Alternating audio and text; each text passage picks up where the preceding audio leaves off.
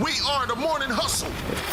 Morning Hustle Show. You know what it is. L'Oreal, Kyle Santilly, and Alton Walker in the building. Special edition of Santilly News you could use today. Everybody's got their eyes on Gary, Indiana. We've been watching as residents of the city have been struggling with power outages since some storms took place weeks ago. And to address some of the things that are going on and give us an update on where we are today, we have the 22nd mayor of Gary, Indiana. Mayor Eddie Melton is on the line with us today. We appreciate you, Yes, Mayor. sir. Yes. All right. Good morning. Good morning. First and foremost, we're glad that Gary is finally getting some attention to the problems that you guys have been dealing with. But can you take us back to the beginning of what day did the actual storm knock out the power? Yeah, so on August 11th, we had a 99-mile-an-hour wind that swept through northwest Indiana. So that's Lake County, Porter County, and portions of LaPorte County. That wind, which is called a straight line wind, a derecho. That wind brought a lot of rain. That rain went all the way to central Indiana, closer to Indianapolis. So a lot of folks can have some geographic context. Gary is 35 minutes from downtown Chicago. So we're the northwestern part of the state, and Indianapolis, the Carmel, Indiana area is more of the central part of the state. So that has been the catalyst or the beginning of that storm. It ripped trees out of the roots, falling on homes, on cars, causing mass destruction across northwest Indiana. The utility company, which is called NIPSCO, had over 380,000 outages at the height of the storm. Out of those outages, Gary was at 38,000 outages. Gary is a city of about 68,000 people. So an outage represents a home and represents a business or some type of facility. So when you hear 38,000, you got to remember 95% of the city was without power. Right. And from what we understand, a lot of people were feeling like they were being ignored for so long. We understand things happen, but in terms of the response, people felt like it was taking so long. And a lot of people felt neglected because Gary is, over 75% Black as a city? Yeah, that's accurate. That's accurate. And part of that delay, excuse me, was when the company was putting the restoration times out. It did not list or include Gary in that number. Now, full transparency, I worked for that company several years ago. And so I understand the process, and they look at the area, not just the city. So they didn't list the area of Gary because of the assessment and because of the magnitude of the damage. But if you're in a power outage, when you look at what the company is pushing out and you don't see your city listed, it makes it seem as if it's not being included. So that was where a lot of the confusion and frustration started in the restoration process. I mean, not only are they not, was Gary not listed, but it did seem as though they weren't getting any assistance at all. And a lot of the residents were coming to social media to make that clear. And I felt like it was kind of being, I don't know if it was kind of being hidden a little bit, but it seemed like it was being silenced. Well, the utility company had people in the city. I don't believe they had enough people in the city. Gary is 52 square miles with 68,000 people. 52 square miles. San Francisco is 49, I believe, about 49 square miles with nearly 1 million people. So folks didn't see the trucks now in the streets in the neighborhoods because it took a while to assess the damage.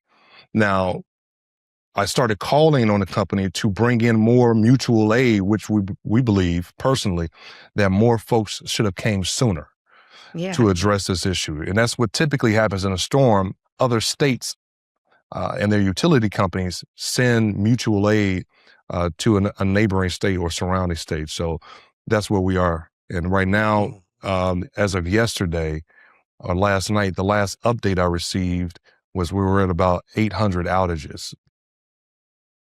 Okay.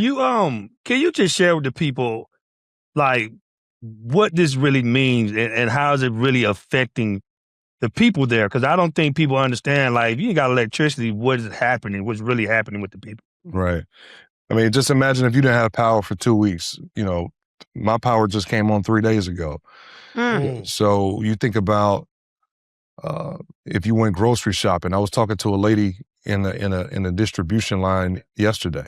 If you went grocery shopping and hours later the power goes out, and you're looking at the receipt knowing that I got a couple of days to make sure my family can eat this food or preserve it as long as I can with ice and things like that. But eventually you're going to be throwing away the stuff that you bought.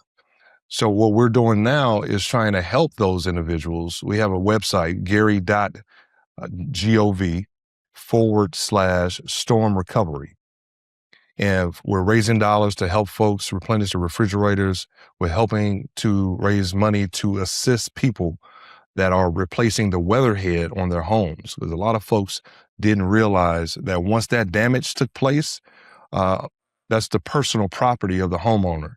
And the utility company wouldn't be able to connect the service if you don't replace your weatherhead. So a lot of folks are not prepared to drop $1,000, $1,500 in the midst of a storm. So we're trying to raise the money to do that. And we're working with the Legacy Foundation, which is our Lake County Community Foundation, to make that happen. And what's happened federally? Like, has anybody reached out on a national level, the White House or anyone to help? It's funny you asked that. 2 days ago, President Trump did call me in the office with U.S. Senator Jim Banks, who came from Washington, D.C. and met with me. Once I talked to the president, within the next 24 hours, he signed the emergency declaration, which is releasing the funding from FEMA. Now, eligible families and people can seek reimbursements for lost food, for damaged homes. Municipalities can get reimbursed for the cleanup. Right now, I just deployed 15 trucks, massive trucks that'll be going around the entire city over the next month or so to pick up the large tree debris that's left in the yards. What does it mean to you as a Gary resident, and knowing that the officials have been slow to respond, but in recent weeks we've seen the community ramp up in support of Gary through some celebrities like Keith Lee or Jamal Bryant? We've seen them out and about in the city. What does it mean for you to see the community and people like that rally behind the city? And if people are listening right now and they want to contribute more, I know you gave that link a second ago. What else can people do? Yes, and shout out to Trey the Truth, who also came, was boots on the ground, cutting trees, serving meals. Pastor Keon Henderson in Houston, Texas. Freddie Gibbs, who is from Gary, right now is in Portugal. Right. Freddie's in Portugal, and he was able to make contributions as well. So he called out the utility company specifically. I saw that go viral and circulate a lot. Yeah. So folks like Freddie and Denise Williams and Glenn Robinson, former NBA player, Darius Garland on the LA Clippers, all these folks are from Gary. And they're using their platforms to raise our story up to a national level. And we are very grateful for that. And folks are sending semi-trucks and trailers of resources, supplies and toiletries and cleaning supplies for folks to clean out the refrigerators and garbage bags. And Lowe's contributed as well. Lowe's has sent the bucket brigade. They sent over 300 buckets of cleaning supplies. There's another 1,000 buckets coming in collaboration with Darius Garland. Today, AT&T will be here. AT&T has partnered with us to waive overage charges during the storm that people may have used the more data than expected because of the internet going out and stuff like that. So a lot of folks are looking at ways how they can contribute. The Potter's House, I know Pastor Jakes and many folks are coming and bringing those resources to the city, and we appreciate it. When the storm is over, a lot of people are stepping up, but 12 days is a very long time, to be without this. Did you guys speak and get everything cleared away so that something like this doesn't happen again at this length? Yeah, so there's two sides to that. Number one, the utility side and the municipality side. And I'll talk for myself on what we've learned from this process. And I've been mayor a little bit over about 2.5 years. And it's making sure that we have backup generators and more solar panels to help power critical infrastructures or places that we can use as shelters to house folks if their homes are destroyed and things of that nature. And also figuring out how do we get the message to residents on how to receive services? Because some folks are not on Facebook. Some folks are not listening to the radio, or your radio might be knocked out of transmission if the weather goes out. So how do we push information out? How do we get boots on the ground soon to let folks know how to get the services that they need? So that's the things that we're doing an after action review with council members, with our police and fire to figure out we need to be prepared because we're not out the clear in terms of the weather. Right. We know that Northwest Indiana and the Chicagoland area, until the fall hits, we need to be prepared for more storms that's on the way. Lord forbid that we have another 99-mile-an-hour wind. But as it relates to the utility company, the governor has issued a call for an investigation for this process to figure out where was the ball dropped. And I think that's going to help everyone understand what needs to be done. We know that Gary's infrastructure that the utility owns is aging.